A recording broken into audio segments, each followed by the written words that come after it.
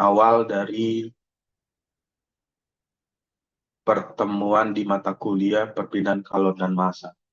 Nah, jadi di pertemuan hari ini atau di minggu ini kita akan masih membahas mengenai perpindahan panas yang terjadi secara konveksi.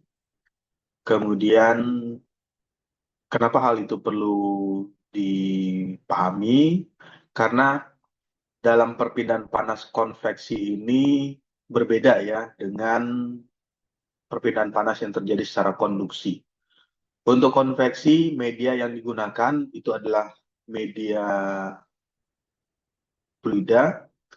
Jadi yang panas berpindah juga bersamaan dengan fluida mengalir. Karena hal itu, sehingga kita perlu memahami karakteristik dasar atau karakteristik awal bagaimana perpindahan panas terjadi secara konveksi itu terjadi.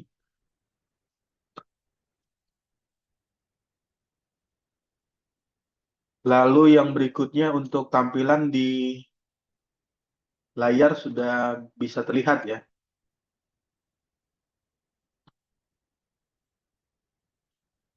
Untuk tampilan share screen-nya sudah bisa terlihat.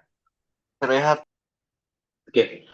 Nah, ini yang di minggu yang lalu kita sudah membahas atau menyinggung mengenai perpindahan panas secara konveksi. Jadi perpindahan panas secara konveksi ini bisa diklasifikasikan ya atau dikelompokkan menjadi dua kondisi. Yang pertama ada kondisi satu dan ini adalah kondisi kedua. Perbedaannya untuk kondisi pertama ini konveksi paksa dan konveksi natural. Untuk kondisi 1 dan 2 konveksi bebas atau natural dan konveksi paksa. Yang terjadi adalah untuk yang paksa artinya menambahkan mekanisnya itu artinya menambahkan perangkat atau menambahkan tools untuk mempercepat perpindahan panas konveksi terjadi. Di konveksi paksa ya salah satunya bisa menggunakan ada fan atau kipas di sini di ilustrasi ya, ini merupakan gambar ilustrasi. Nah, fluida itu kan mengalir. Yang awalnya alirannya ke atas dengan konveksi paksa alirannya mengalami perubahan. Dengan adanya perubahan menyebabkan panas yang dihasilkan, katakanlah misalnya panasnya itu bersumber dari plat datar ini ya, plat datar, ini mengalirnya menjadi lebih cepat. Sehingga jika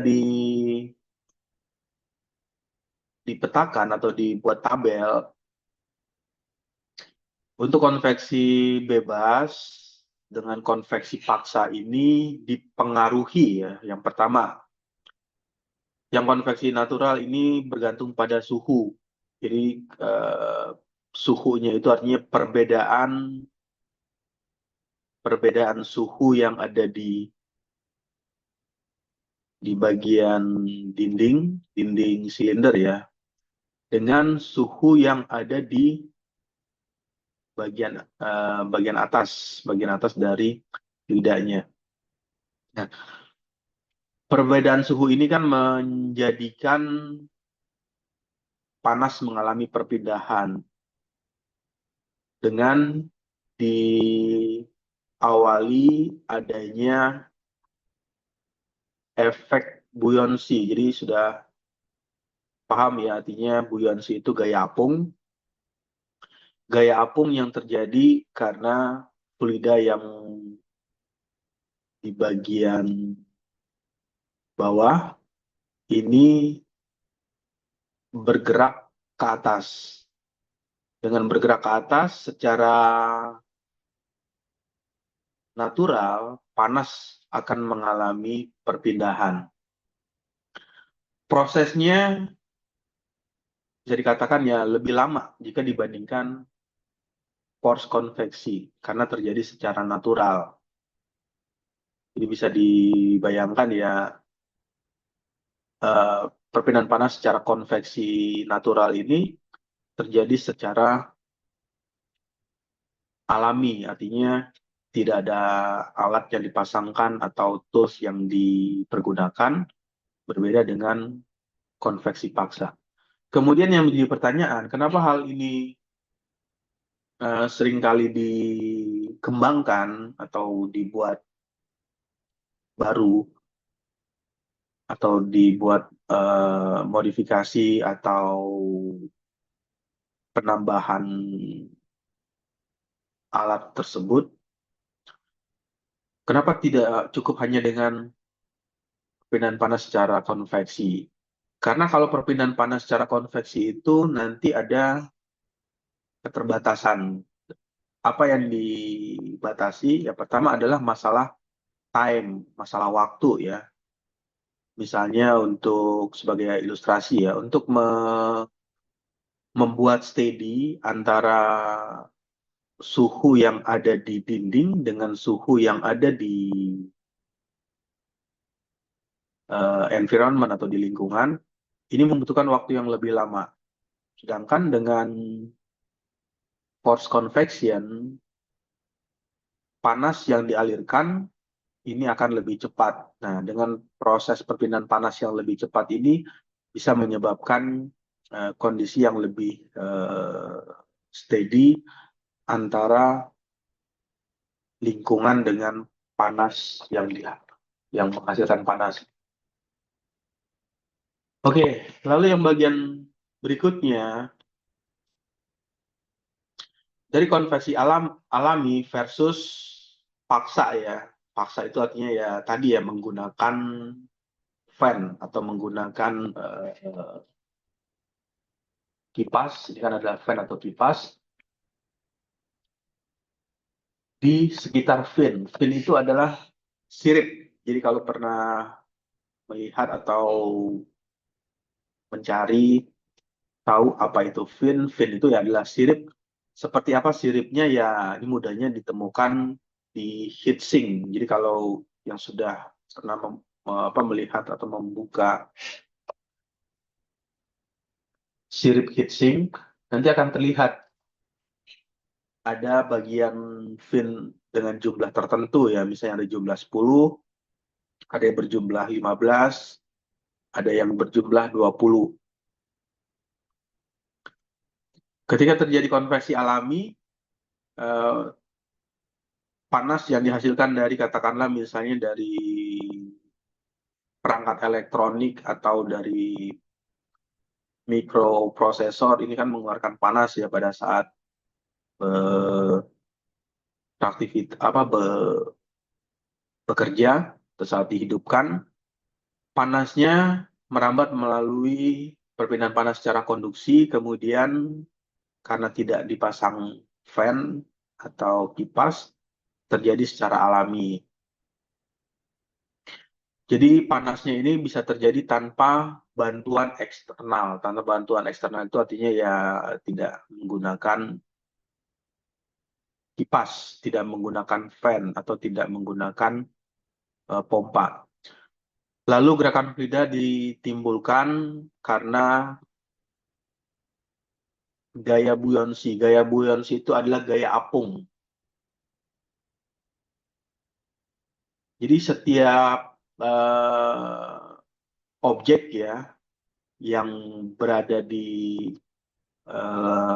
fluida itu mempunyai gaya apung. Cuman yang jadi pertanyaannya, setiap fluida itu mempunyai buoyancy effect yang berbeda ya. Kalau misalnya kita berada di udara, lagi berjalan ya, atau lagi berada di darat ya, lagi berjalan, itu akan berbeda dengan ketika berada di dalam air, misalnya di dalam kolam renang atau di dalam air.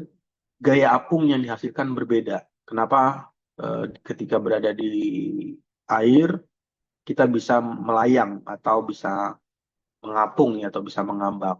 Nah, itu adalah gaya yang ditimbulkan, namanya gaya buoyancy, gaya apung, sama juga dengan ketika kita berada di darat.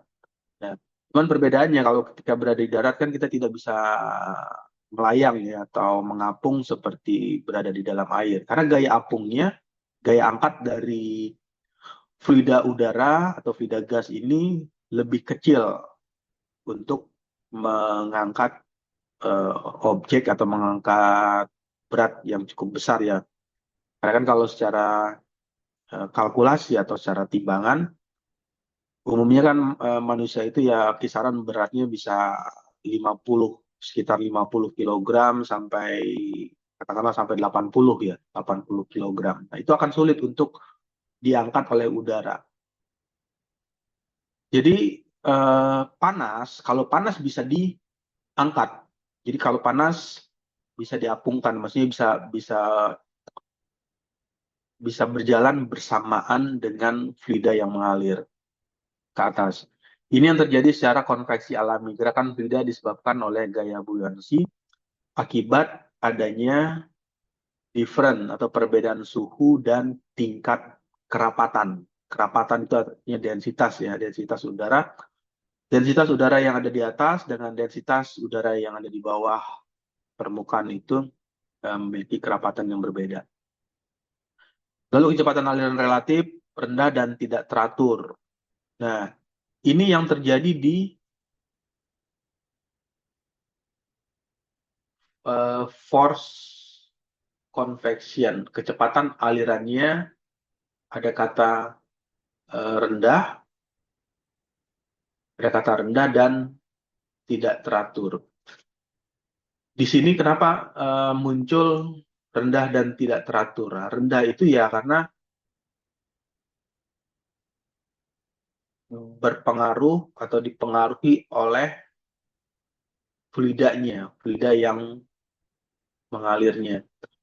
Dan kondisi yang tidak teratur, kita tidak bisa mengontrol kondisi yang terjadi secara natural, secara alami ya di lingkungan. Misalnya di tempat A atau di tempat tertentu selama 1 jam harus ada angin yang berhembus atau ada angin yang bertiup. Dan itu tidak bisa dikontrol atau tidak bisa diatur. Jadi secara natural bisa saja dalam waktu 1 jam itu fluktuatif nanti.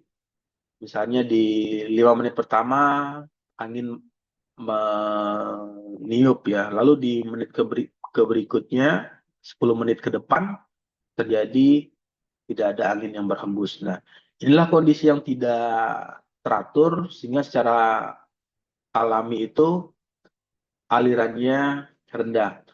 Lalu koefisien perpindahan panas atau yang biasa disingkat dengan nama simbol itu H biasanya lebih kecil dibandingkan dengan konveksi paksa. Contoh aplikasi dari pendinginan heatsink pada perangkat elektronik tanpa memasang fan. Ini adalah perpindahan panas yang terjadi secara natural. Jadi kalau secara natural itu ya tanpa menggunakan perangkat yang lain, tanpa menggunakan alat yang lain. Lalu perbedaannya untuk yang paksa atau force convection ya namanya, force convection atau konveksi paksa ini menggunakan alat bantu seperti fan atau kipas.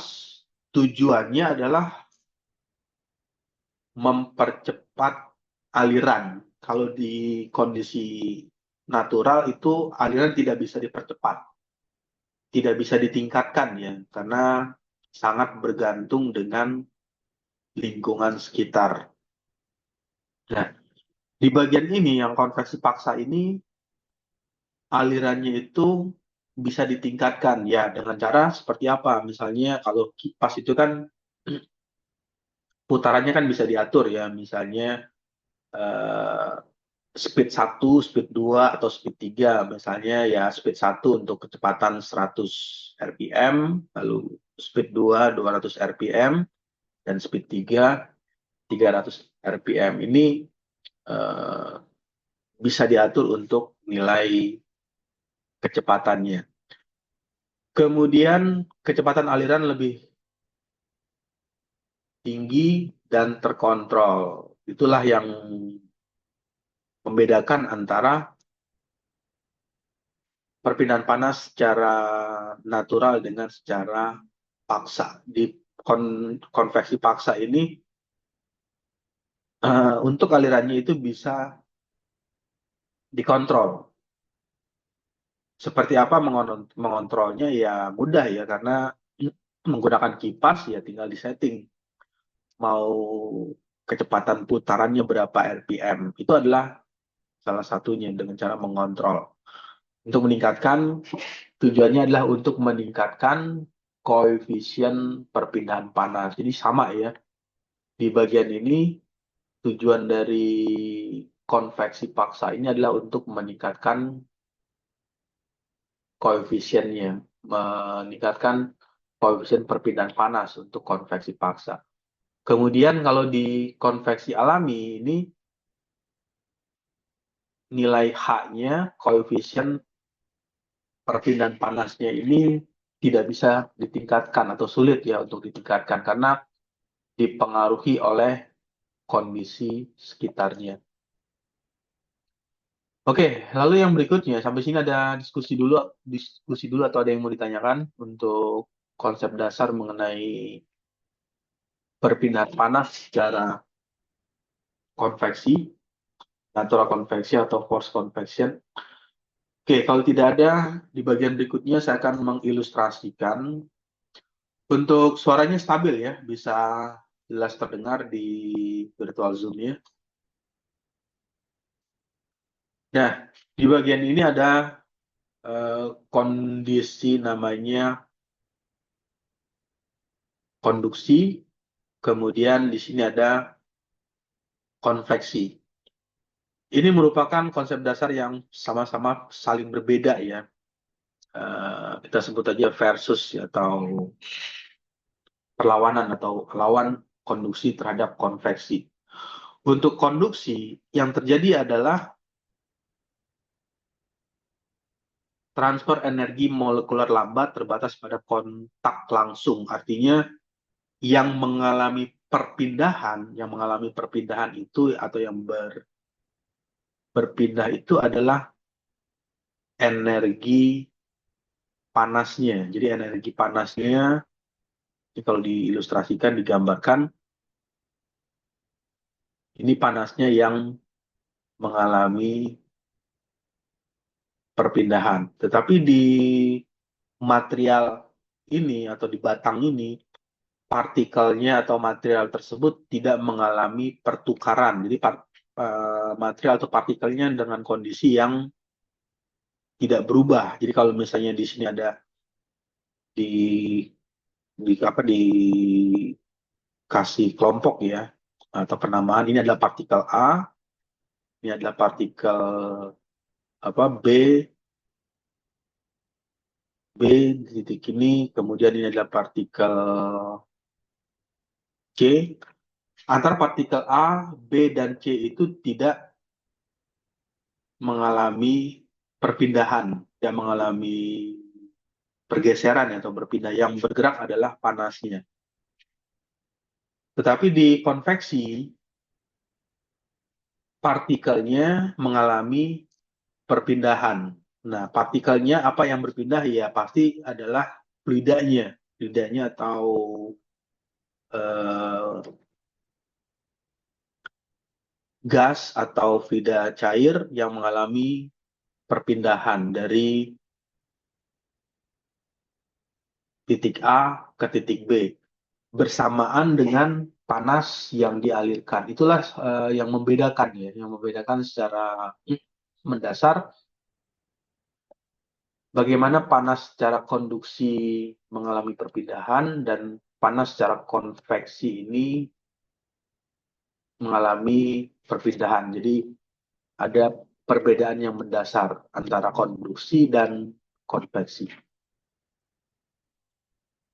Lalu bagian berikutnya kita akan coba masuk ke applied-nya ya.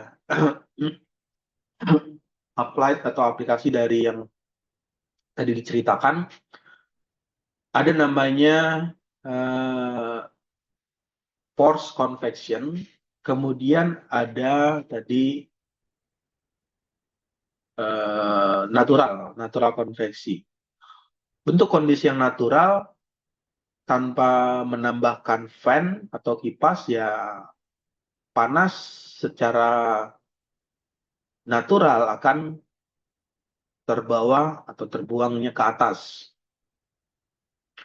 Prosesnya lebih lama, walaupun jumlah fin ya, ini kan ini yang dinamakan fin.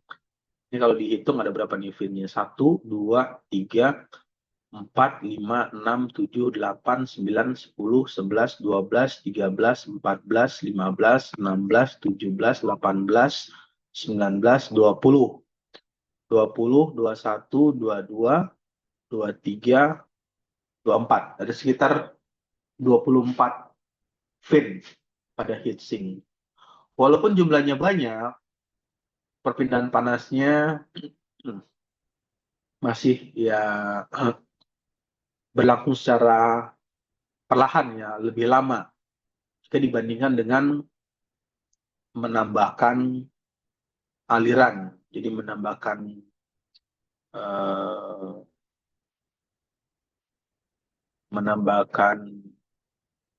kipas atau menambahkan fan di bagian ini, aliran panasnya akan lebih cepat berpindah.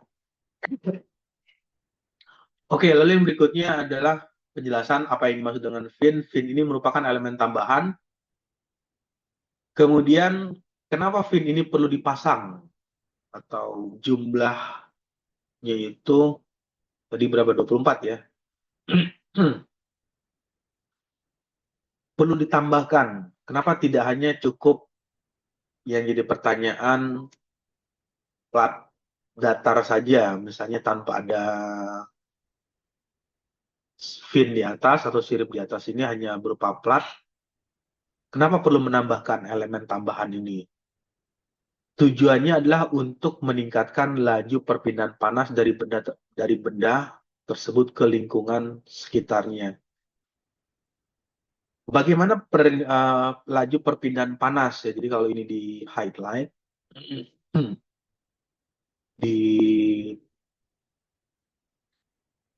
di bold ya, misalnya ini kata penjelasannya laju perpindahan panas.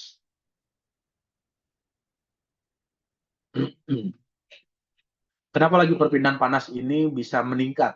Ya, karena adanya penambahan. Apa yang bertambah? Ya, bertambahnya itu adalah luas permukaan ya, atau luas penampangnya. Luas permukaan.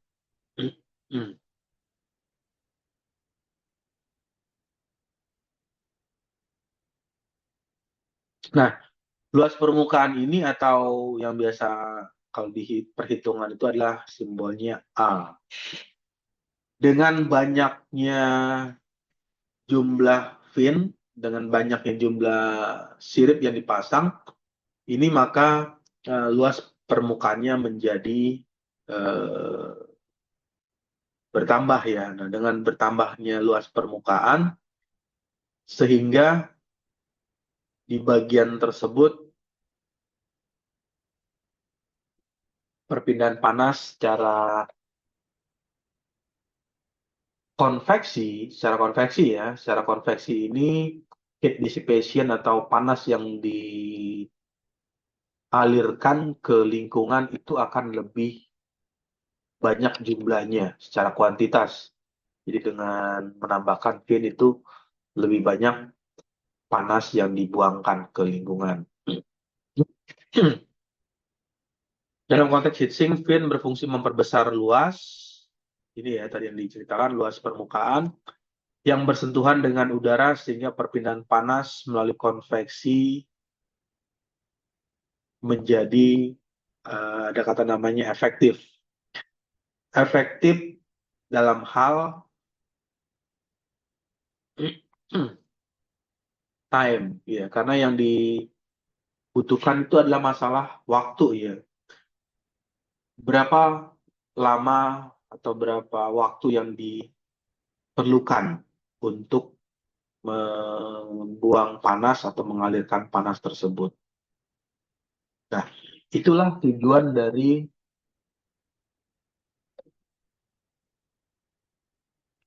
pemasangan heatsink atau membuat heatsink ini dengan menambahkan jumlah fin atau jumlah siripnya.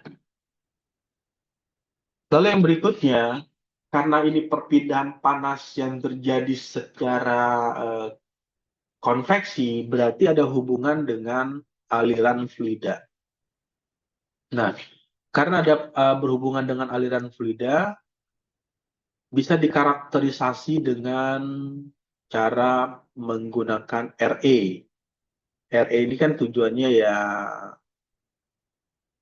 number, ya, RE number itu kan mendeskripsikan apakah alirannya laminar, laminar flow, atau turbulen. Nah, tapi di bagian pertengahan ini ada namanya aliran transisi. Nah, jadi di bagian ini kita harus tahu pada saat membuat heatsink dengan menambahkan fin dengan jumlah sirip tertentu, ya. Tadi misalnya jumlah siripnya ada 24. Ini bagaimana aliran yang terjadi, aliran yang terbentuk, atau aliran yang ditimbulkan. Apakah dalam kondisinya itu alirannya laminar flow atau turbulent flow. Lalu untuk menggambarkan bagaimana rasionya, rasio itu artinya perbandingan, ya, menggambarkan rasio gaya inersia terhadap gaya viskos, gaya inersia terhadap gaya viskos dalam fluida, menentukan apakah alirannya laminar atau turbulen, bisa dituliskan dengan persamaan seperti ini. Jadi ada nilai yang perlu diketahui untuk mencari nilai RE. Yang pertama harus mengetahui terlebih dahulu massa jenis fluida.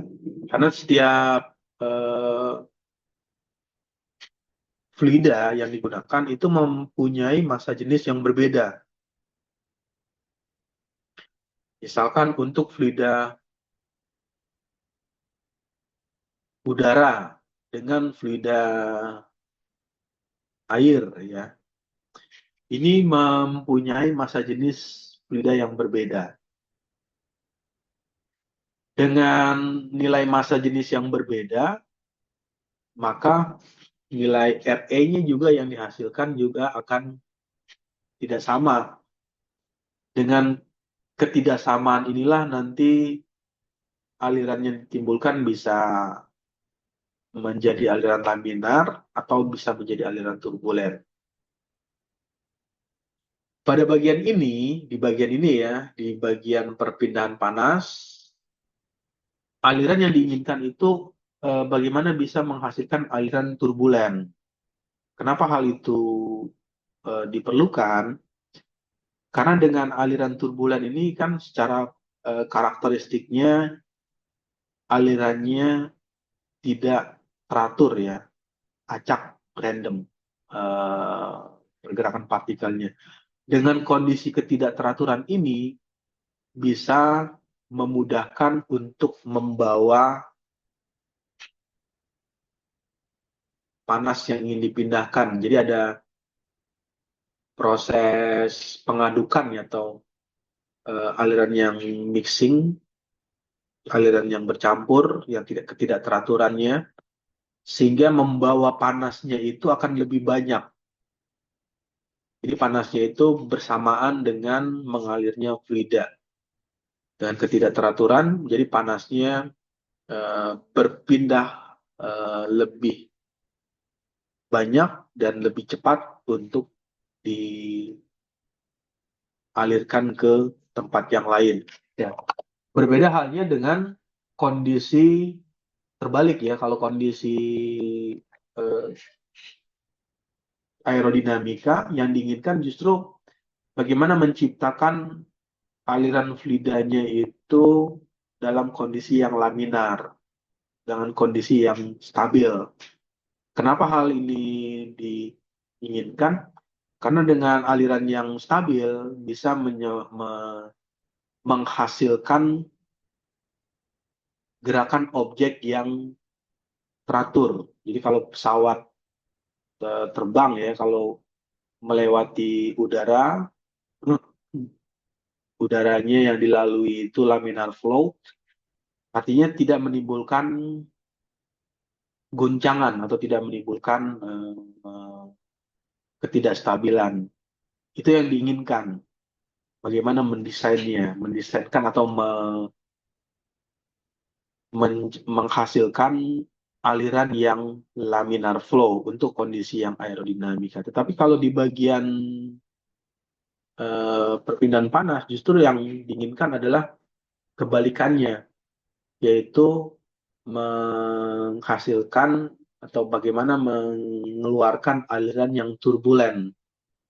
Kenapa aliran turbulen yang diinginkan? Ya, supaya bisa mencampurkan atau mengaduk panas ya, panas yang dikeluarkan melalui dinding panas ya atau konduksi ini bisa bercampur dengan udaranya, dengan bercampur secara turbulen, secara acak, menjadikan panas yang dipindahkan akan lebih maksimal. Itulah yang dibutuhkan. Nah, karena konteksnya ini kita berada perpindahan panas, jadi pada saat mendesain eh, katakanlah HE atau heat exchanger atau perangkat yang berhubungan dengan perpindahan panas, bagaimana aliran yang di-generate atau aliran yang dihasilkan atau aliran yang ditimbulkan itu bisa mengeluarkan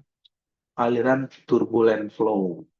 Jadi ya perlu diketahui atau dicari bagaimana nilai turbulensinya. Semakin besar nilai intensitas turbulen yang dihasilkan, ya itu akan semakin lebih baik dalam hal proses perpindahan panasnya. Oke, ini adalah ilustrasi sederhananya. Ini sudah sering kali ditemukan ya kalau di fluid mekanik. Cara karakteristik untuk laminar flow itu didefinisikan untuk RE-nya kurang dari 2.300, lalu untuk yang turbulent flow ini di bilangan RE nilainya di atas 4.000. 4.000 untuk bilangan RE-nya.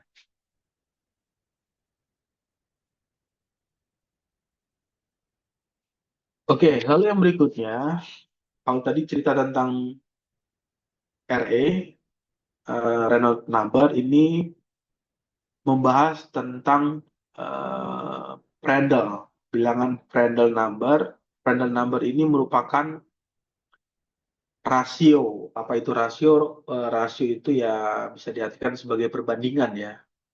Perbandingan difusivitas momentum terhadap difusivitas termal dalam suatu fluida.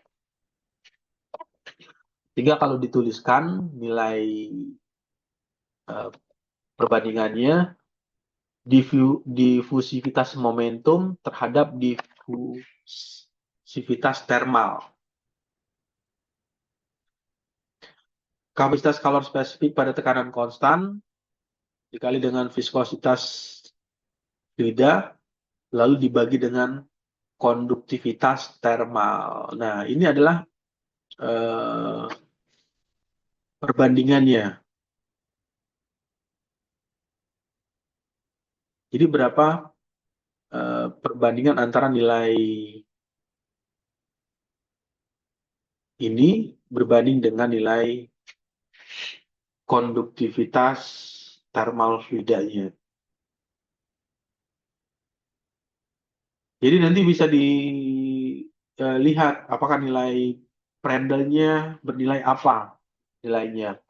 Bagaimana menginterpretasikan nilai tersebut untuk menentukan ketebalan lapisan batas thermal terhadap lapisan batas thermal terhadap lapisan batas dari momentum. Oke, lalu yang berikutnya yang seringkali dijumpai di bagian ini untuk non-dimensional yang perpindahan panas, ada nozzle number yang biasa disingkat dengan NU ya, NU. Ini merupakan rasio perpindahan panas secara konvektif terhadap atau secara konduktif pada kondisi diametri tertentu. Sehingga bisa dituliskan nilainya H kali dengan L dibagi dengan konduktivitas thermal fluidanya. Ini yang seringkali dipergunakan untuk mengkarakteristik seberapa efektif dari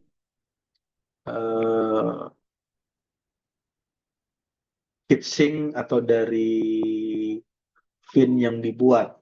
Jadi kalau misalnya mendesain atau membuat ini ya, membuat heatsink dengan jumlah sirip, misalnya tadi ada yang berbentuk persegi atau yang berbentuk setengah lingkaran, jadi kita harus tahu nilai NU-nya, nilai nozzle number-nya. Dengan mengetahui nilai nozzle number itu bisa memberikan gambaran efektivitas proses transfer kalor melalui permukaan. Jadi berapa transfer panas melalui permukaan fin ke lingkungan sekitarnya. Jadi nanti semakin besar nilai ini ya, nilai nozzle number-nya itu, maka proses efektivitas prosesnya itu akan lebih bagus. Jadi nanti bisa dilakukan karakteristik dengan menghitung nilai nozzle number-nya. Nah, ini ilustrasinya.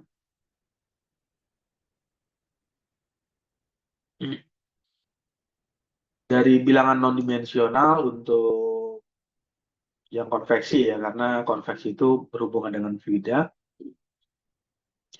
Jadi ada pengaruh RA, Reynolds number, kemudian Prandtl number, dan di bagian ini ada nozzle number. Fungsinya ini bisa dilihat di bagian ini, diilustrasikan ya. Untuk yang Reynolds number ini menentukan atau mengkarakterisasi ya, aliran fluidanya ini masuk dalam kategori apakah masuk dalam laminar flow atau turbulent, kemudian seberapa kuat aliran tersebut bisa membantu mendorong atau melawan viskositasnya sendiri. Jadi karena fluida itu kan ada nilai ini ya, nilai viskositas yang dimiliki. Setiap fluida itu kan ada nilai viskositas, karena seberapa encer pun fluida pasti ada viskositas. Bahkan udara sekalipun ya, yang udara di sekitar kita atau di sekeliling kita itu ada nilai viskositasnya. Ya pasti nilai viskositasnya lebih rendah ya, lebih encer jika dibandingkan dengan fluida cair. Nah, tujuan dari RE itu ya mengkarakterisasi ini, mengkarakterisasi rejim alirannya, apakah masuk dalam aliran yang laminar atau yang turbulen. Kemudian untuk Prandtl number itu menghubungkan sifat bawaan fluida. Jadi di bagian ini dituliskan difusitas momentum versus difusitas thermal. Nah, artinya kalau di ilustrasi ini kan bisa dilihat ya seberapa cepat fluida mengalir dengan seberapa cepatnya berbanding ya, versus itu artinya rasio perbandingan seberapa cepatnya panas tersebut yang mengalami perpindahan. Jadi kalau dibayangkan seperti apa sih Prandtl number itu ya, ini ilustrasinya yang warna ini ya, warna biru, ini ilustrasi mengenai pergerakan fluida. Jadi bisa dibayangkan kalau fluidanya kecepatan mengalirnya seperti ini, sedangkan yang warna merah itu adalah kecepatan panasnya merambat. Yang jadi perbandingan itu perbandingan antara kecepatan fluida mengalir dengan seberapa cepat kecepatan panas berpindah. Nah, itu perbandingannya. Apakah lebih cepat perpindahan kecepatan fluida yang mengalirnya atau lebih cepat panas yang berpindah. Ini tujuan dari Prandtl number, mengkarakterisasi itu, mencari lebih cepat mana, apakah lebih cepat gerakan fluida atau lebih cepat panas yang berpindah. Nanti di karakteristik dengan nilai bilangan Prandtl. Lalu di bagian ini nozzle konveksi aktual versus konduksi murni. Fluida targetnya itu grain suhu tak berdimensi di permukaan yang menentukan H. Nah, ini juga memberikan penjelasan bahwa berapa besar nilai perpindahan panas yang aktual ya, aktual itu secara nyata berbanding dengan konduksi. Di sini ada perbedaan ya, ada konveksi dan konduksi. Artinya ketika panas itu merambat, ini kan panasnya merambat ke atas ya, bergerak ke atas. Nah, dari bawah ke atas ini kan terjadi perpindahan panas secara konduksi. Nah, ketika perpindahan panas secara konduksi ini fluidanya lebih cepat mana pergerakan panasnya? Apakah lebih cepat rambatan yang terjadi di media konduksi atau lebih cepat perbandingan dengan rambatan panas yang merambat secara konveksi. Jadi tujuan dari nozzle number itu mengkarakterisasi itu. Nanti ada hubungan tadi dengan heatsink ini. Mana tadi heatsink? Nah, ini kan heatsink ya. Di bawah sini kan ada, kali di bawah heatsink itu ada namanya, misalnya ini prosesornya. Nah, atau sumber panasnya ya, heat sumber panas. Di bagian bawah ini kan panasnya dihasilkan dari sumber panas ini, kemudian merambat ke atas, yang terjadi adalah perpindahan secara konduksi. Nah, perambatan secara konduksi lalu di bagian surface permukaan fin atau permukaan sirip ini terjadi secara konveksi.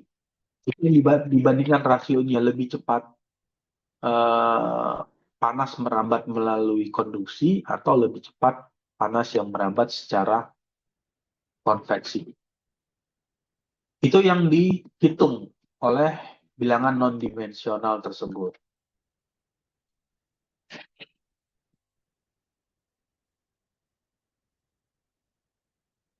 Oke, sampai sini ada diskusi dulu atau ada yang mau ditanyakan? Tidak ada ya. Untuk suaranya eh, bisa stabil ya atau bisa terdengar dengan jelas? Jelas, Pak. Nah, oke. Kemudian kalau tidak ada, kita akan lihat lagi di bagian berikutnya. Ada namanya Prandtl ya, Prandtl number. Nah, Prandtl number ini kalau dikelompokkan, ini ada namanya liquid, liquid metal. Kalau liquid metal itu apa? Logam ya, logam cair. Ini kan metal itu kan logam, logam cair. Kemudian gas, kondisi gas ya. Fluidanya itu adalah fluida gas. Gas itu kan ada contohnya ya udara. Udara itu kan bercampur ya, ada udara, oksigen, kemudian ada CO2 dan lain-lain lah kalau untuk gas. Ini nilainya untuk nilai Prandtl number-nya, jika nilai Prandtl number-nya bernilai ekivalensi ya, ekivalensi itu hampir sama dengan 1, maka kondisinya untuk media yang digunakan itu adalah media gas. Kemudian jika nilai Prandtl number-nya kurang dari 1, ini adalah perpindahan panas yang terjadi pada liquid, liquid metal ya. Liquid metal itu logam cair. Kemudian di bagian ini, jika nilai bilangan Prandtl number-nya lebih dari 1 ya, lebih dari 1, misalnya nilainya 1,5 atau 1,7 atau bahkan nilainya 2 dan seterusnya. DST ya, dan seterusnya itu ya bisa nilainya 5 atau nilainya 4. Ini nilai fluidanya yang kondisinya adalah berupa oil atau minyak. Kenapa hal itu terjadi? Ya, pertama, di bagian ini kan ada penjelasan. Jika nilai Prandtl number-nya sama dengan 1, seperti gas, ketebalan lapisan batas hidrodinamik dan termal tumbuh pada tingkat hampir yang sama.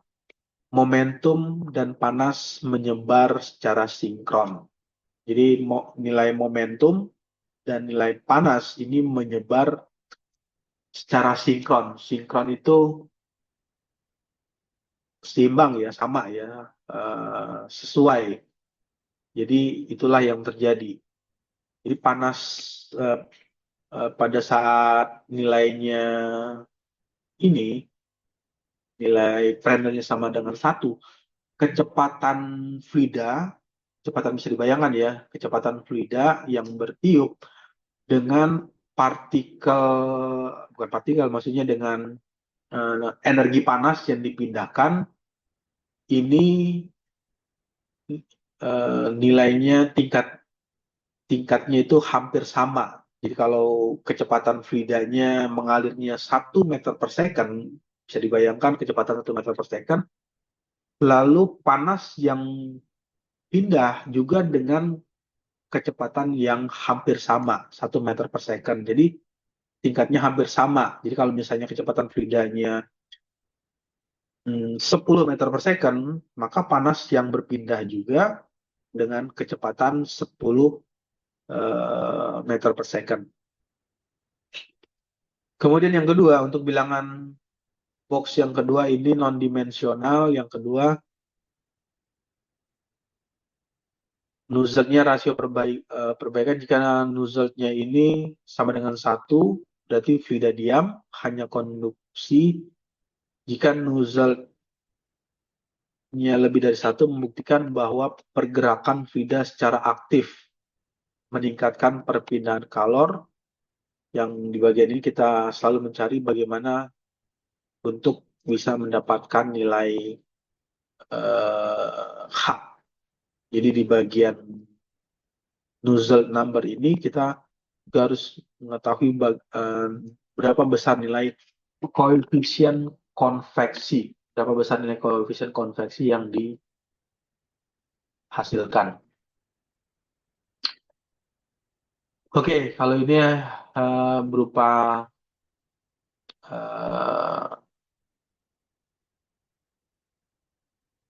perbandingan ya antara sisi kiri dan sisi kanan, Prandtl number atau dikali dengan Stanton ya, Stanton number ini seimbang dengan timbulnya koefisien gesekan. Jadi pada saat fluida itu mengalir atau berhembus ya atau bergerak, pasti terjadi gesekan antar fluida. Nah, gesekan antar fluida itu di define-nya seperti ini. Jadi ada hubungan antara nilai Stanton dan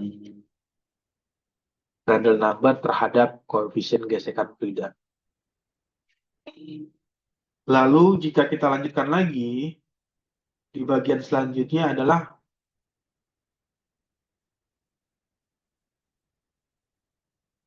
kriteria. Kriteria itu artinya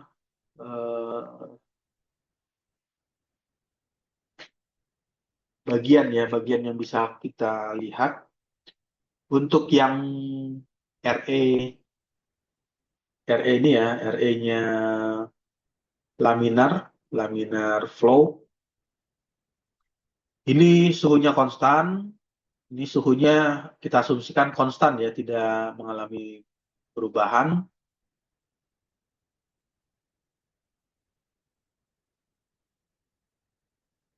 Jadi nanti bisa dihitung untuk RE ya, RE lebih kecil dari berapa nih? 5 kali 10 pangkat 5. 5 kali 10 pangkat 5 itu berapa? 500.000 ya. 500.000 itu ya kalau bilangan lebih kecil dari 500.000, katakanlah misalnya 400.000. Nah, 400.000 ini nanti untuk nilai RE 400.000, maka menghitung nilai nozzle number-nya ini bisa ditentukan dengan persamaan ini. Jadi pada saat alirannya mengalami perubahan, yang alirannya laminar, kemudian laminar rata-rata ya, average ya, ini kan laminar rata-rata atau average, artinya alirannya lebih stabil ya, sekitar 5 kali 10 pangkat 5. Nah, kalau yang ini alirannya fluktuatif, jadi cukup jauh. Misalnya alirannya 100.000, kemudian dia naik menjadi 200.000, lalu turun lagi menjadi 150.000. Jadi alirannya masih di bawah 5 kali 10 pangkat 5. Tapi kalau alirannya laminar average, misalnya ya konstan, jadi tidak banyak mengalami perubahan. Jadi kalau fluidanya mengalirnya itu lebih stabil, laminar flow, katakanlah misalnya mengalirnya dengan nilai 480.000 ya, average-nya nilainya. Maka nilai penghitungan nozzle number-nya mengalami perubahan. Nah, ini bisa dilihat di bagian ini. Ini kan terjadi perbedaan ya. Di sini ada kata lokal, di sini ada rata-rata atau average. Pada saat nilai ininya nozzle-nya ini mengalami peningkatan 2 kali lipat ya konstantanya. Yang awalnya 0,32 menjadi 0,664 dikali dengan Prandtl pangkat sepertiga dikali dengan RE pangkat setengah.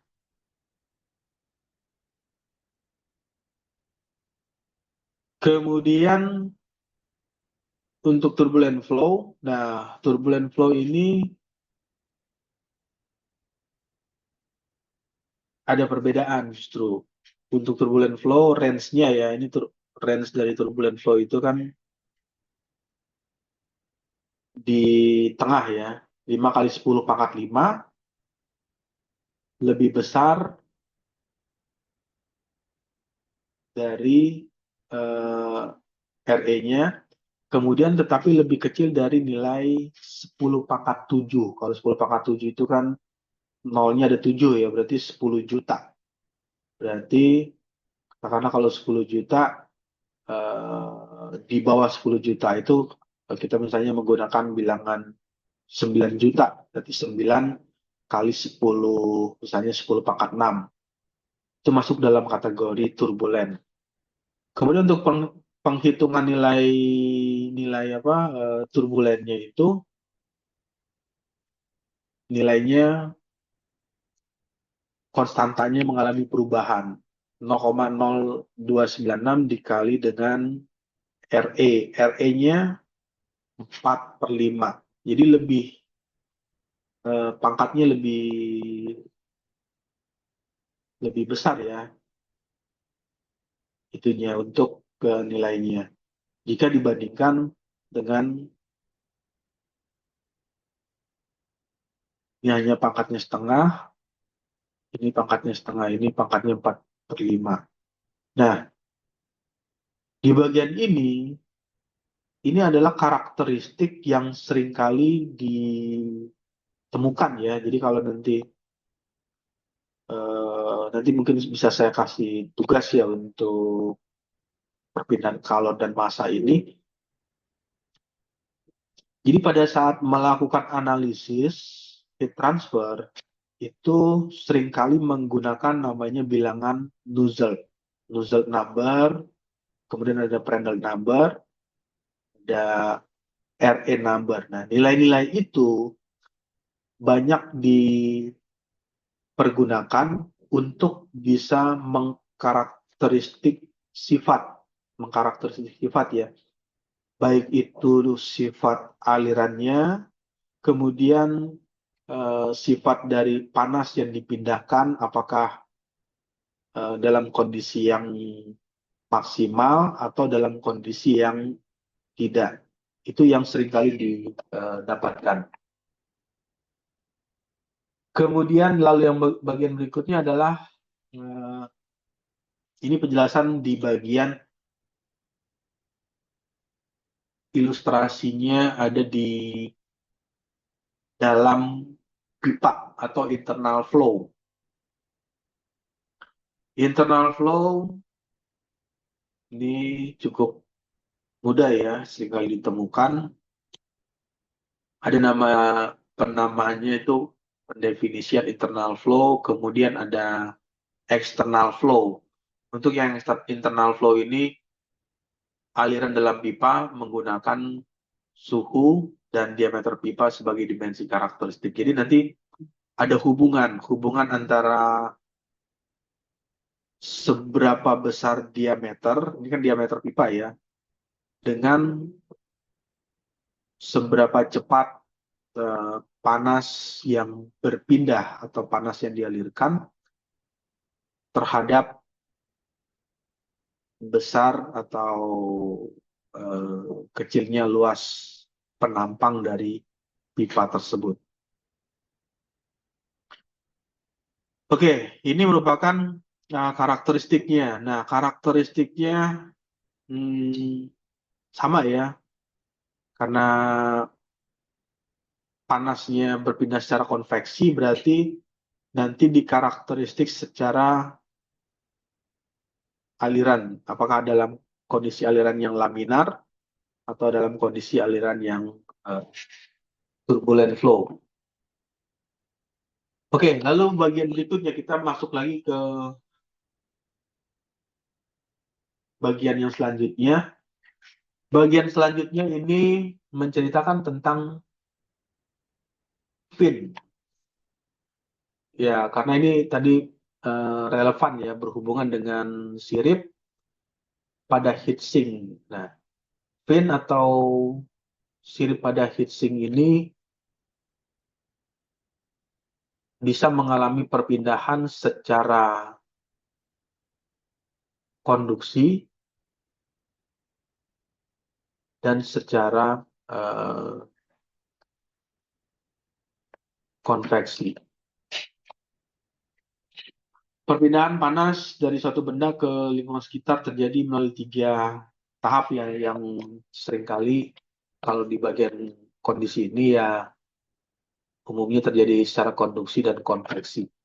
Kemudian pada heatsink bagian utama mengalirkan panas, ini adalah bagian utamanya ya, atau badan logam, memiliki konduktivitas termal yang tinggi. Namun jika hanya menggunakan permukaan datar, jadi kalau hanya permukaan ini ya, permukaan datar saja tanpa ada sirip, ini hanya menggunakan permukaan datar, maka luas area perpindahan panasnya terbatas. Jadi panasnya ya hanya merambat melalui ini saja nih, melalui surface ini.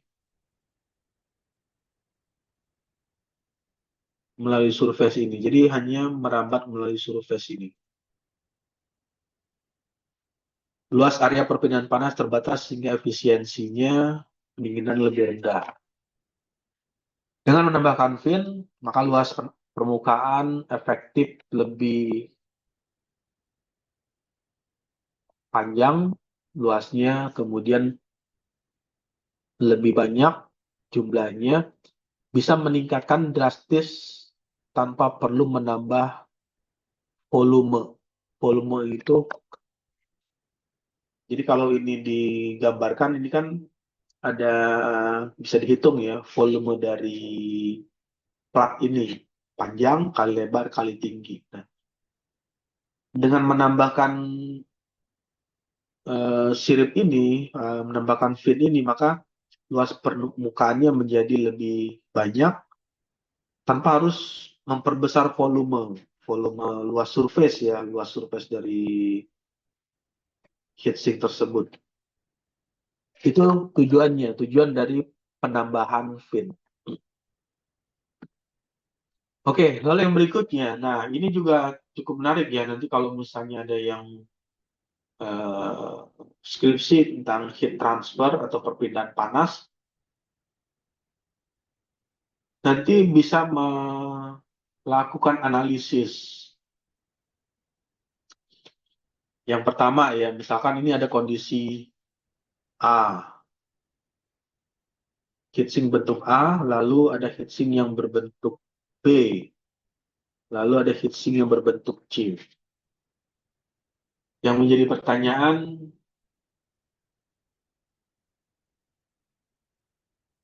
kira-kira ada yang bisa memperkirakan nggak? Atau menjelaskan model heatsink apa yang lebih efektif? Apakah heatsink yang berbentuk A atau heatsink yang berbentuk B atau yang berbentuk C?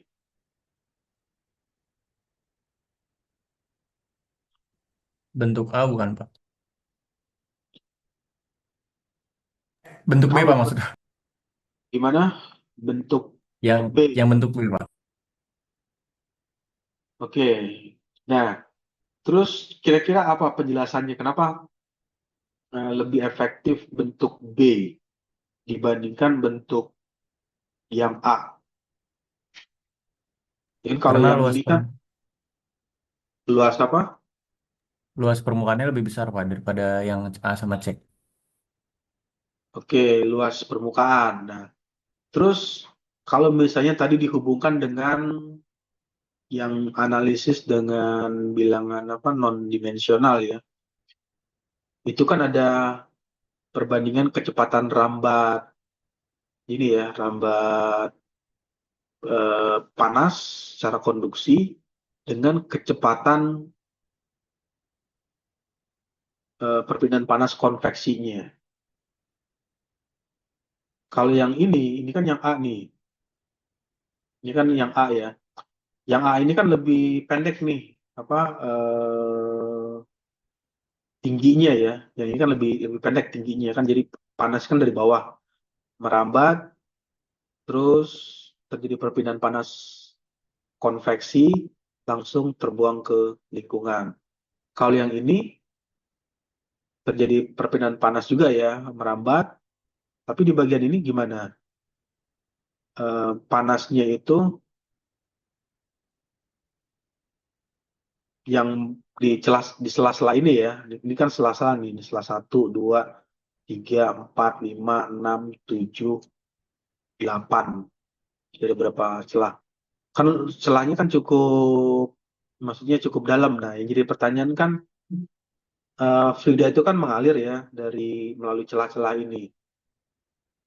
Ketika melalui celah yang bisa dikatakan lebih dalam, space-nya ini, apakah panas yang bisa dikeluarkan itu akan lebih mudah atau tidak? Nah, itulah tujuannya yang tadi yang kita ceritakan ada bilangan non-dimensional tadi. Nah, jadi dengan bilangan non-dimensional itu untuk mengkarakterisasi. Jadi ya tidak selamanya juga, misalnya luas permukaannya memang kalau secara hitungan ya memang luas permukaannya lebih lebih besar ya, maksudnya lebih banyak surface-nya. Tapi yang perlu diperhitungkan juga karakteristik fluida mengalirnya. Apakah mengalami kesulitan melalui celah ini? Ini kan ada berapa celah nih? 1, 2, 3, 4, 5, 6, 7, 8. Kan cukup panjang ya celahnya. Ada 8. Ini kan lurus, lurus. Sedangkan kalau yang ini dia bisa keluar ke sana dan juga bisa keluar ke sini. Nah, yang ini perbedaannya ya sama juga ya, dia bisa keluar ke sana tapi keluar ke sini, tapi ini kondisi lebih tinggi. Nah, itu yang perlu karakteristik dicari tahu dengan bilangan yang tadi, bilangan non-dimensional. Apakah hasil alirannya laminarkah atau turbulen? Kemudian berapa perbandingan ya rasio kecepatan ini ya, kecepatan panas secara konduksi dengan panas yang terjadi secara konveksi. Nah, itu tadi tujuannya. Eh, Kenapa kita menyinggung atau membahas bilangan non-dimensional. Nah, nanti coba dihitung, kira-kira di bagian mana? Apakah kondisi A, kondisi B, kondisi C dihubungkan dengan bilangan ketiga bilangan non-dimensional tadi ya. Bilangan non-dimensional tadi, berarti kan ada 3 ya, ada eh, RE, Reynolds number, nozzle number, sama Prandtl number. Nah, oke, kita lanjut lagi ke bagian berikutnya. Fin ini sebagai jalur tambahan untuk mengantarkan panas dari basis heat sink ke udara di sekitarnya dengan cara tadi memperbesar luas permukaan, meningkatkan laju perpindahan panas secara keseluruhan, membantu menyebarkan suhu lebih merata di seluruh bagian heat sink. Nah, di sini ada kalimat berikutnya, menyebarkan suhu lebih merata. Lebih merata di seluruh bagian heatsink. Kalau di bagian ini, nah ini gimana nih penyebaran suhunya? Apakah bisa tersebar dengan baik, masih dengan sempurna ya? Karena panas itu kan yang terjadi ada perpindahan panas secara konveksi dan konduksi. Nah, di bagian ini gimana perpindahan panasnya? Apa panas yang ada di celah, katakanlah celah 1 dengan celah 2 ini bisa bertukar atau bisa berpindah dengan mudah atau tidak? Nah, itu yang perlu eh, maksudnya perlu diketahui. Di bagian ini, kalau secara eh, konstruksi ini kan pembatasnya tidak terlalu ini ya, tidak terlalu rigid atau tertutup seperti yang di kondisi ini. Ini panasnya gimana? Apakah bisa berpindah dengan merata atau menyebar lebih baik pada kondisi ketinggian lebih rendah, atau justru kebalikan dengan kondisi ketinggian yang lebih tinggi? Nah, itu yang perlu perhitungan juga, maksudnya perlu dianalisis. Jadi tidak hanya menghitung seberapa besar luas permukaan. Ya bisa saja luas permukaannya luas, tapi ada bagian tertentu secara konveksi alirannya justru akan sulit untuk dilalui atau sulit untuk dialirkan. Nah, kondisi ini ya itu tadi bisa dilakukan eh, analisisnya dengan bilangan non dimensional. Oke, nanti di bagian minggu berikutnya saya akan coba untuk memberikan penelitian ya, atau misalnya memberikan artikel mengenai heatsink. Dia ada heatsink. Nanti dari artikel tersebut nanti bisa dipelajari bagaimana bentuk heatsink yang optimal atau bagaimana bentuk heatsink yang baik pada saat heatsink itu dipergunakan. Apakah dalam bentuk fin yang berbentuk ini silinder ya, atau berbentuk batang silinder ini, atau yang berbentuk seperti ini, atau dengan menambahkan ketinggian. Nah, itu juga memberikan pengaruh. Tapi kalau misalnya konsepnya itu adalah memperbesar luas permukaan, memang secara teori iya, dengan menambahkan luas permukaan. Cuman yang jadi pertanyaan lagi kelanjutannya, ketika luas permukaannya itu diperbesar, apakah dengan permukaan yang cukup besar atau luas permukaan yang cukup besar itu aliran panasnya bisa mengalir dengan maksimal? Nah, itu yang perlu dilakukan karakterisasi. Bagaimana mengkarakterisasinya? Ya tadi dengan menggunakan bilangan RE-nya, Reynolds number-nya. Seperti apa aliran yang dihasilkan. Oke, lalu yang bagian berikutnya, ini merupakan ilustrasi bagaimana menghitung efisiensi dari pin ya. Di bagian ini ada ilustrasinya, warna hijau ini sumber panas, kemudian di bagian ini atasnya itu ada thermal paste ya, atau pasta ya, pasta thermal. Tujuannya adalah untuk membuat atau menghilangkan ya, bahkan menghilangkan celah perbedaan antara sumber panas dengan heatsink. Jadi kalau tanpa thermal paste ini kan pasta thermal ini hanya ditempelkan secara langsung, ya bisa jadi ada rongga atau celah kecil ya di bagian sini. Nah, di minggu sebelumnya kan sudah dibahas ya, celah kecil juga memberikan pengaruh terhadap panas yang dialirkan. Nah, tujuannya dengan memasangkan thermal paste ini untuk menghilangkan celah-celah tersebut.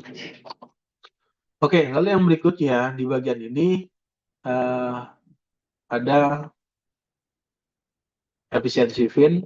Efisiensi fin ini merupakan sebuah fin didefinisikan sebagai perbandingan antara jumlah nyata itu jumlah aktual panas yang dipindahkan oleh fin terhadap jumlah kalor atau panas maksimum jika seluruh fin berada pada suhu dasar. Itu adalah perbandingan berapa besar nilai efisiensi fin.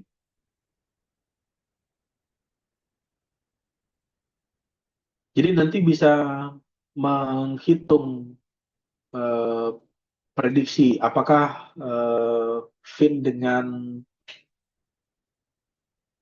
model seperti ini atau dimensi seperti ini berapa nilai efisiensi yang dimiliki oleh fin tersebut. Nah, ini adalah perhitungan untuk efisiensi dan surface area pada fin.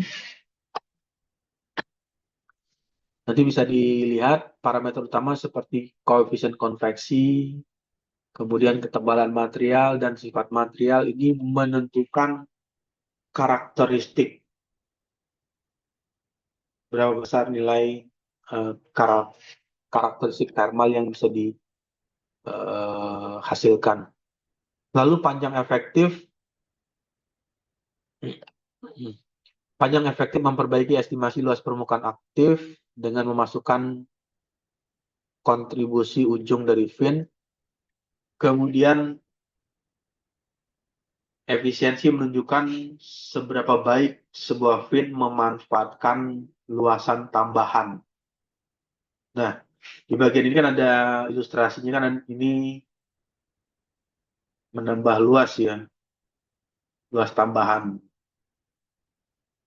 Menunjukkan seberapa baik sebuah fin atau sirip memanfaatkan luasan tambahan untuk bisa meningkatkan transfer panas secara nyata dibandingkan kondisi ideal maksimalnya.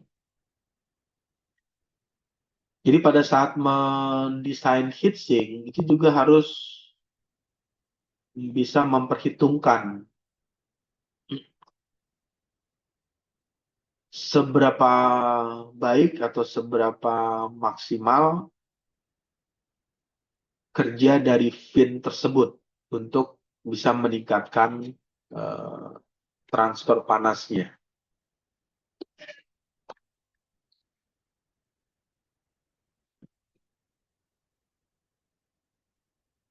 Oke, lalu yang berikutnya di bagian selanjutnya ini eh, perbedaan panas dari fin atau surface ya, surface finnya perpindahan panas dari permukaan yang bersirip. Untuk permukaan bersirip digunakan untuk meningkatkan laju perpindahan panas dengan memperbesar luas permukaan yang kontak dengan fluida pendingin.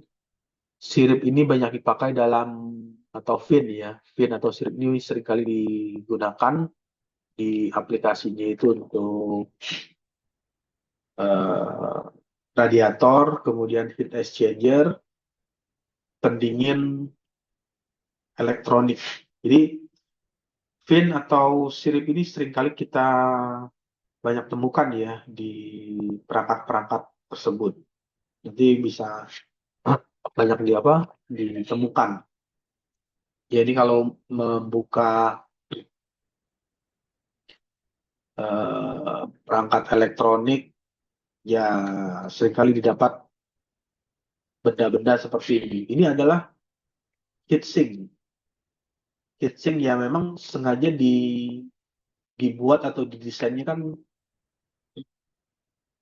bentuknya beragam ya, tidak sama. Ada yang mendesainnya seperti ini. Nah, yang jadi pertanyaan, kalau misalnya ini ya, ini yang A, ini B, ini C, ini D. Nah, antara misalkan yang kondisi A dan kondisi B, yang menjadi pertanyaan kan, kalau secara bentuk kondisi B atau heatsink yang model B ini luas permukaannya ya bisa dikatakan ya lebih besar ini luas permukaan.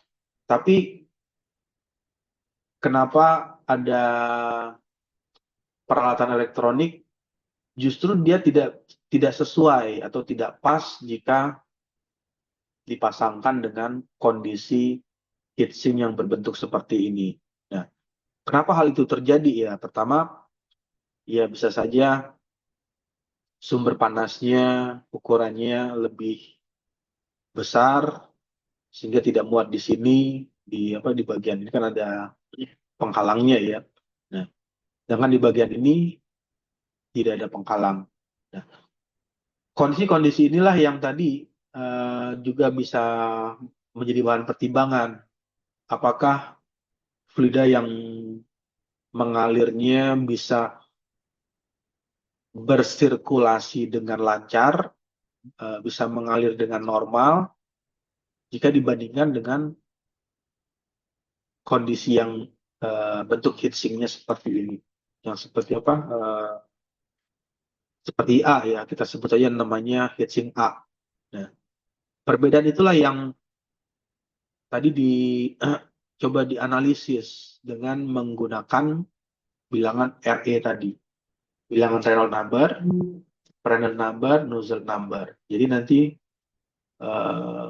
bisa ditentukan, oh heatsink yang bentuknya seperti ini ideal untuk objeknya seperti ini.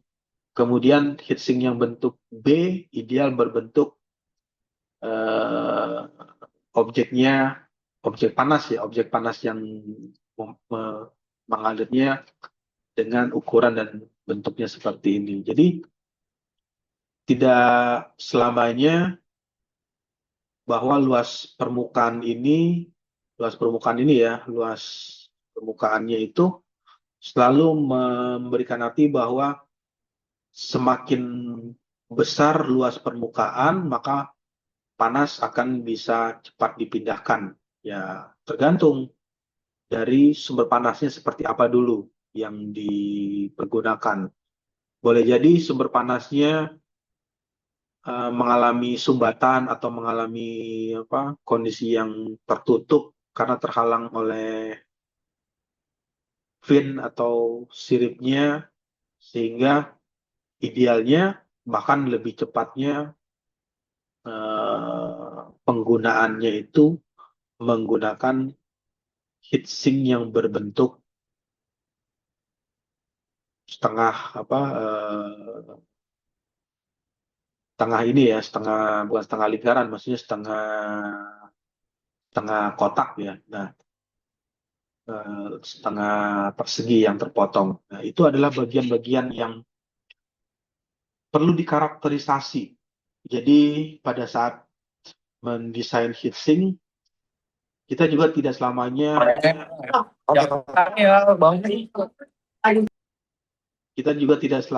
untuk bisa menentukan bahwa luas permukaan itu sudah dipastikan bisa mengalirkan atau bisa mendistribusikan panas dengan baik.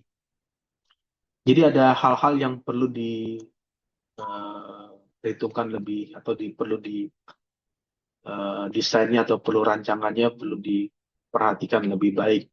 Tidak hanya memperhitungkan bagaimana banyaknya atau besarnya luas permukaan dari heatsink tersebut.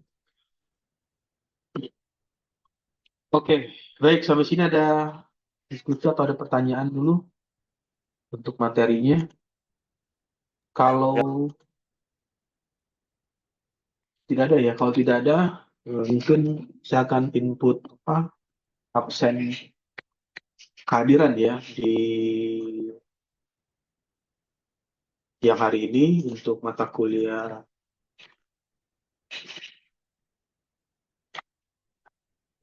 perpindahan kalor dan massa.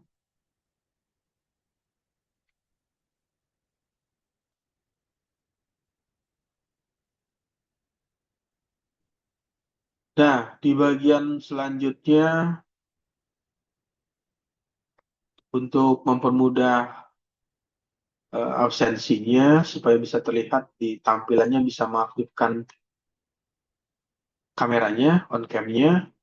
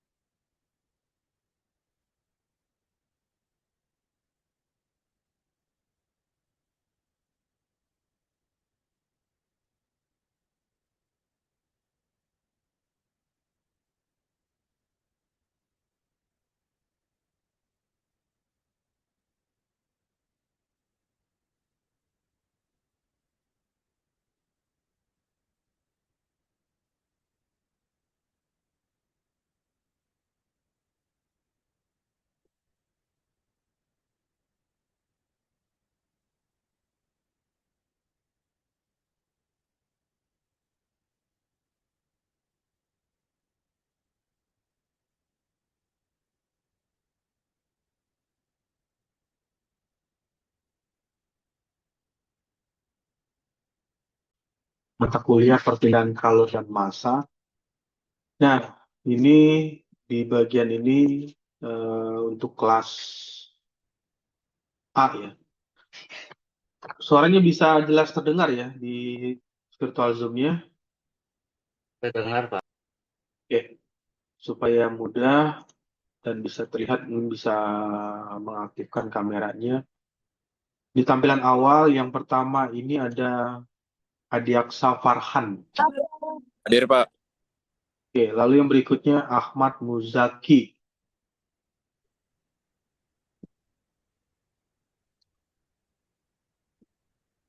Untuk kelas A ya, sekali lagi ulangin ya. Ahmad Muzaki Hadir, Imanullah. Pak. Ada ya, Ahmad Muzaki. Kemudian Andika Wisnu Nugroho. Hadir, Pak. Selanjutnya Ariel Firman Syah.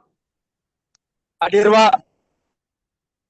Lalu Arya Hadi Saputra. Hadir, Pak. Kemudian Asifa Nurwijaya. Hadir, Pak. Selanjutnya Asril Hakim. Hadir, Pak. Kemudian Bramantio. Hadir, Pak. Lalu Danar Setio Nugroho. Hadir, Pak. Selanjutnya Diandra Ramadan Gunawan. Hadir, Bu. Hadir, Pak. Oke. Kemudian Dian Nur Febriansyah. Hadir, Pak. Saya, Pak, Dian Febriansyah. Oke, lalu yang berikutnya Enrico Wuryawan.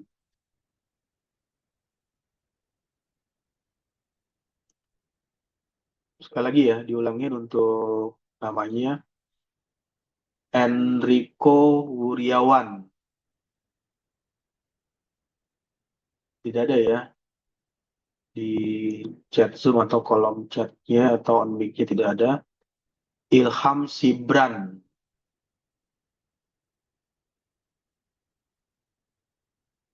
Sekali lagi pengulangan.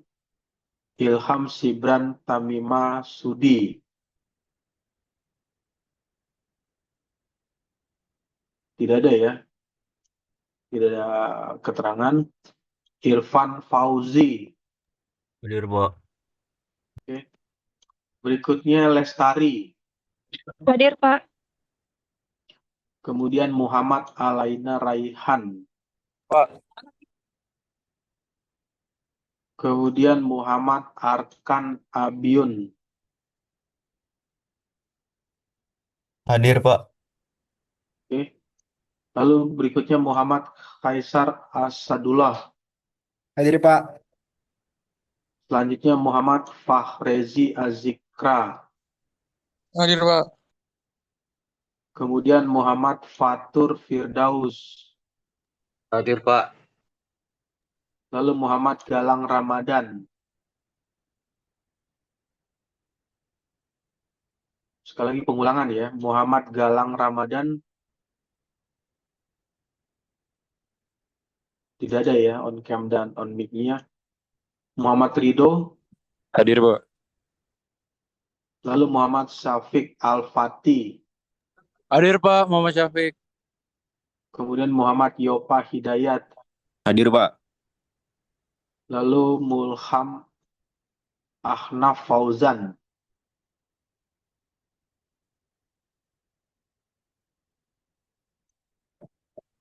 Mulham hadir Pak. Oke.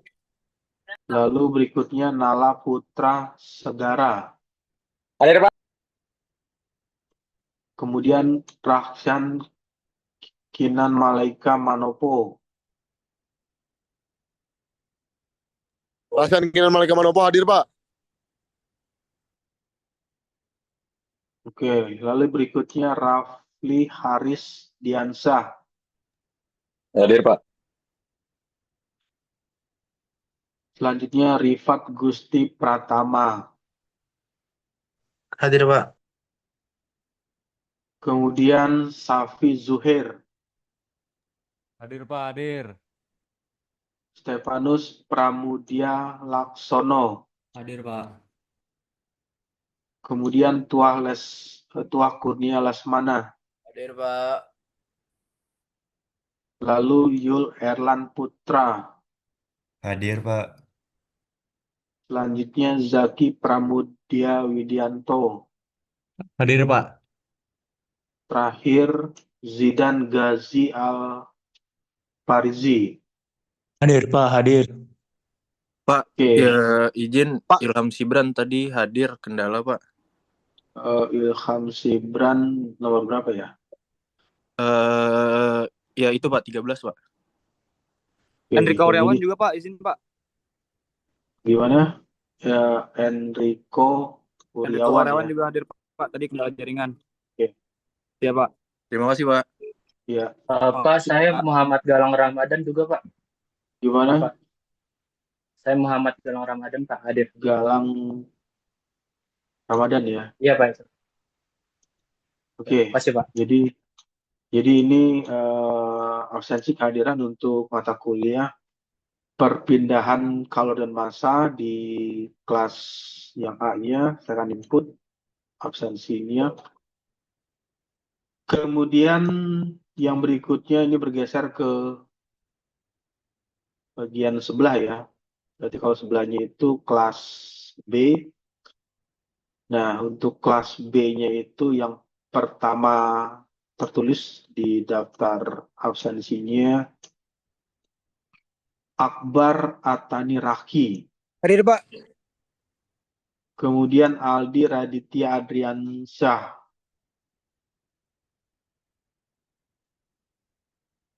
Ada nggak? Pengulangan ya. Yang kedua, Aldi Raditya Adriansyah, tidak ada ya. Lalu Arya Nusantara. Hadir, Pak. Selanjutnya Atalia Putra Maisya. Hadir, Pak. Pak, maaf Pak, Aldi tadi hadir Pak. Gimana? Aldi Raditya. Iya Pak. Oke.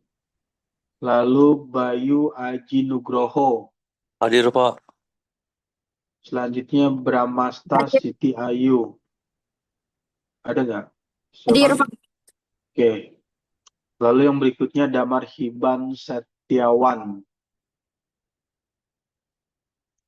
Ada nggak? Siapa Damar Hiban Setiawan? Tidak ada ya on cam dan on mic-nya. David Suwandi.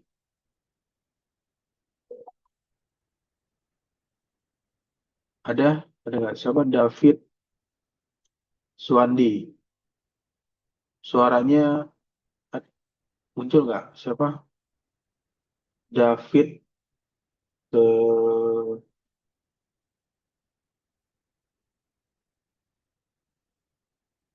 Suwandi. Oke, ini di kolom chat ya. Ini kayak mic-nya nggak aktif. Lalu Dimas Bahi. Hadir Pak. Kemudian Dwingga Irdi Prasetyo. Dwingga Irdi hadir, Pak. Selanjutnya Faisal Rizkulah. Hadir Pak. Kemudian Falco Sagala. Hadir, Pak, Falco. Kemudian Farel Dimas Abimanyu. Hadir, Pak. Kemudian Fauzi Angga Pratama.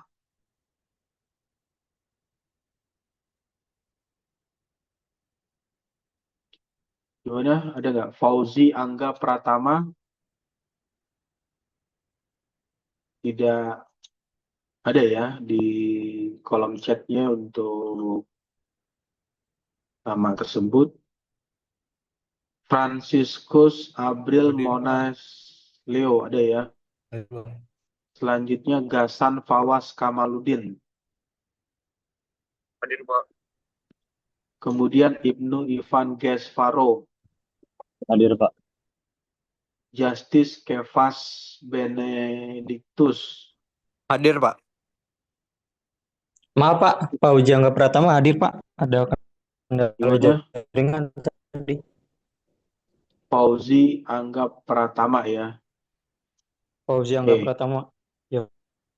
Lalu Pak, MC terima kasih, Pak. Habudin ya. MC Habudin Wijaya. Hadir Pak. Oke, lalu yang selanjutnya Muat Staki. Hadir Pak. Kemudian Muhammad Aldito. Hadir, Pak. Muhammad Deva Akila Anwar. Hadir, Pak. Muhammad Irsyad Atalah. Hadir, Pak.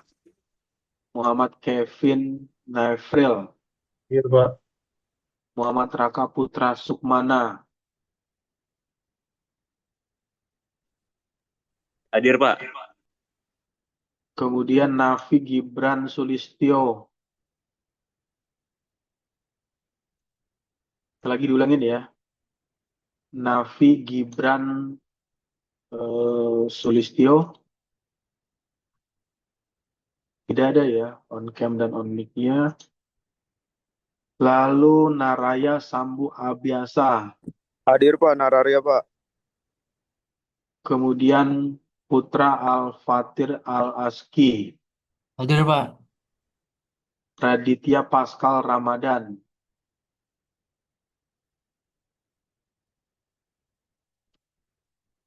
Ada Raditya Pascal Ramadan?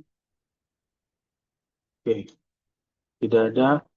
Raihan Surya Saputra. Hadir, Pak. Rama Riyadi Satrio. Hadir, Pak, Ramayadi Satria Pamungkas. Rizky Rahmat Fadilah.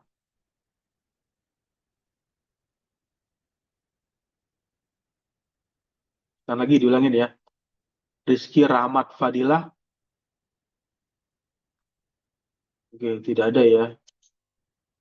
Lalu Sinala Afrilian, Hadir, Pak. kemudian Tejan Tarum, Hadir, Pak. Hadir.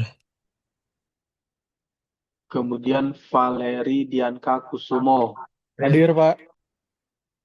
terakhir Yafi Maulana Fauzan. Hadir, Pak. Oke, jadi ini input absensi ya untuk kehadiran di kelas B untuk mata kuliah perpindahan kalor dan massa. Lalu semuanya sudah terinput ya, kecuali yang nama-nama tadi dipanggil tidak muncul, berarti tidak ada di perkuliahan ini. Untuk input absennya pertemuan kelas B, pertemuan ke-9. Kemudian ini saya akan simpan data pertemuan tersebut, input ke hadirannya. Kemudian di bagian berikut